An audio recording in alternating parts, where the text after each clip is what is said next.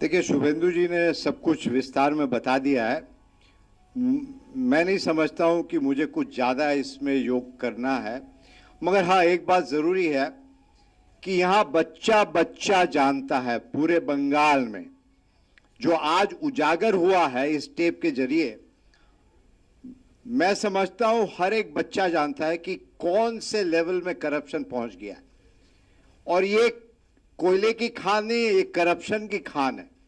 और ये जो दिख रहा है ना, जिसको अंग्रेजी में कहते हैं टिप ऑफ द आइसबर्ग, नौकरियां तो है नहीं, मतलब पूरा करप्शन इंस्टीट्यूशनलाइज कर दिया है। यहां तोलाबाजी, कटमनी, वायलेंस, लोग डर रहे हैं।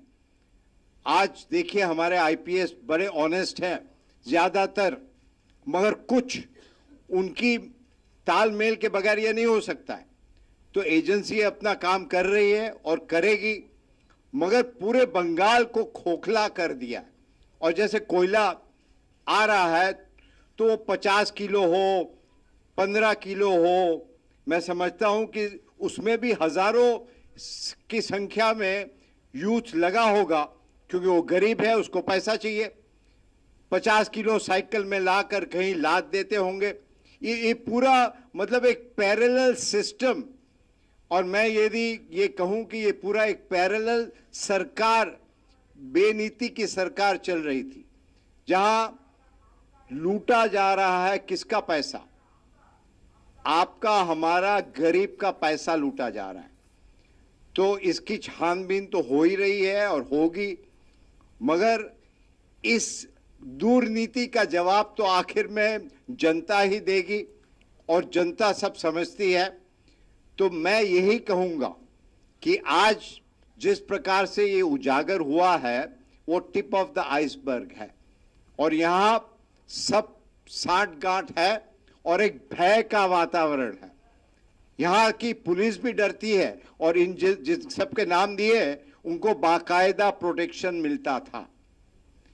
तो ये किस हद तक जाएगा, किस हद तक बंगाल को खोखला कर दिया है। और इसीलिए आज ये जो भी उजागर हुआ है, मैं समझता हूं बंगाल की जनता इसका जवाब देगी। बस मुझे यही कहना था। जो करप्शन का उजागर हुआ ना, ये कोल रिलेटेड है। इसमें सीधा सीधा चीफ मिनिस्टर का और गवर्नमेंट, स्टेट गवर्नमेंट का इन्वॉल्वमेंट ये प्रूफ्ड हो गया। जो नेफ्यू है, ममता बनर्जी का नेफ्यू एवं यूथ तृणमूल कांग्रेस का मुखिया, उसका जो रैकेट है, करीबी आदमी सब है। एक तो विनय मिश्रा है, स्टेट तृणमूल यूथ कांग्रेस का जनरल सेक्रेटरी, उसका साथ एक बिजनेसमैन गणेश बगड़िया, जिसका खिलाफ गंभीर आरोप है। उसका जो ऑडियो खुलासा हुआ, उसमें इस जो बिग करप्शन है, ये पूरा बंगाल की और इंडिया के सबका सामने आया है। ये पिछले 10 साल से 10 साल में सबसे बढ़िया करप्शन है, स्कैम है। कम से कम 900 करोड़ रुपया सीधा सीधा भातीजा का पास चला गया। इसको चेन को ग्राउंड में ऑर्गेनाइज किया अनुप माझी लाला, उसको विनय मिश्रो, उसकी भाई विकास मिश्रो जो हिरासत में है, अरेस्ट है। पुलिस का एक ऑफिसर अशोक मिश्रो नहीं, और भी 90 से 95 पुलिस ऑफिसर इसमें इन्वॉल्व है। कुछ 2-4 आईपीएस भी इन्वॉल्व है।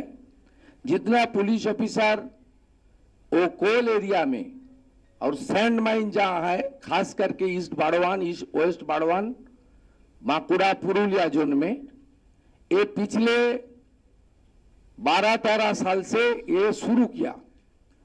और 14 साल 2014 जब भातीजा ने एमपी बना दिया उसकी आंटी, उसका बाद एक पूरा एक ऑर्गेनाइज करप्शन के रूप में पश्चिम बंगाल में चल रही है।